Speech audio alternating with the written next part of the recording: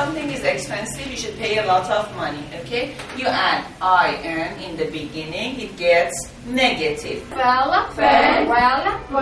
leg, desk, pen, tat, bag, jam, sat, slip, trip, wing.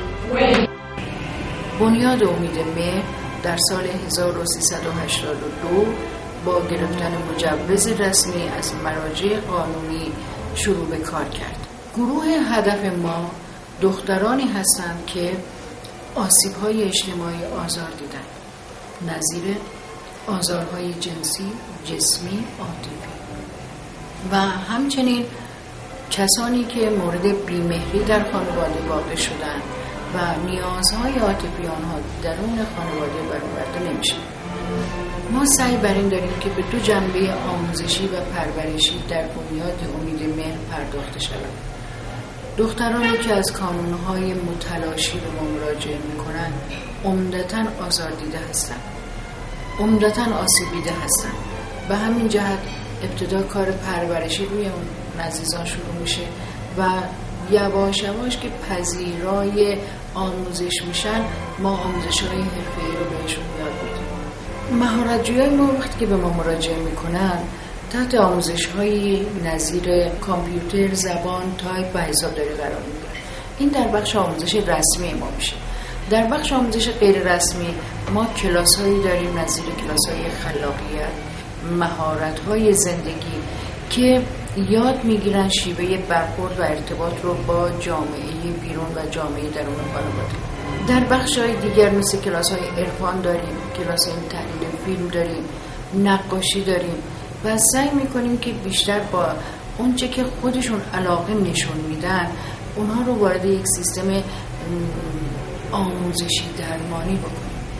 خانواده‌های مهارت‌جویای ما عمدتاً از مردم فقیر جامعه ما هستند که بیشتر ساکنین مناطق جنوب شهر تهران هستند که اینو به ما مراجعه میکنن چون مسیرشون رفت آمدشون دوره.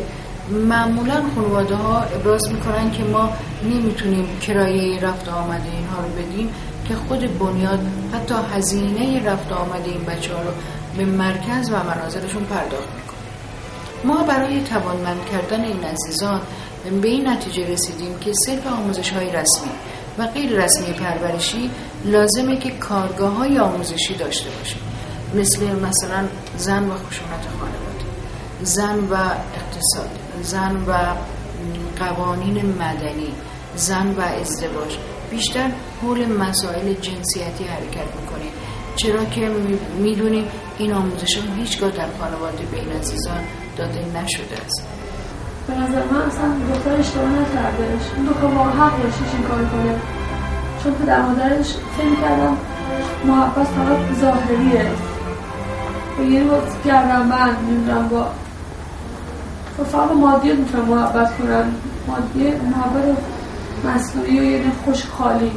نمیدونستن که محبت چیز بالاتر از این چیزاست. گاهی اوقات برمیخوریم به دخترانی که بسیار مغموم در گوشه نشستن.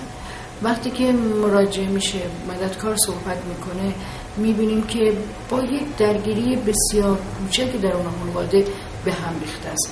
اونجاست که باز بخش پرورشی وارد اقدام میشه و مصاحبه ها و روانپزشک، روانشناس وارد عملیات اجراییشون میشن.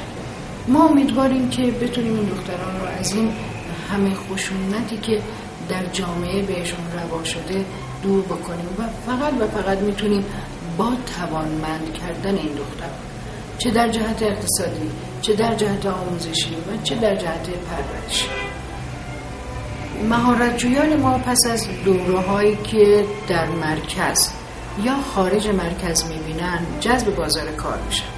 ما به اینجا بسنده نمی کنیم و میخوایم بدونیم که حالا که مهارتجوی ما خارج شده از بنیاد سرنوشتش چی شده.